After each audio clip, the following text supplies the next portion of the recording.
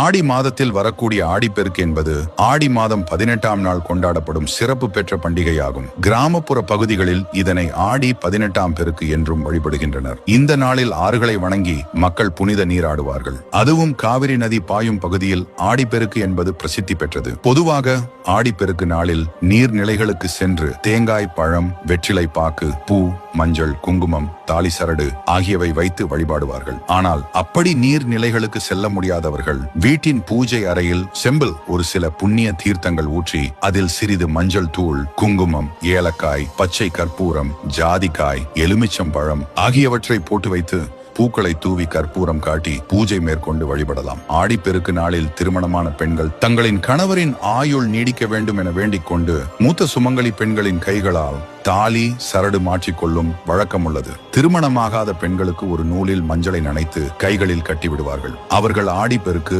அன்று விரதம் இருந்து வழிபட்டால் விரைவில் அவர்களுக்கு நல்ல வரம் அமையும்.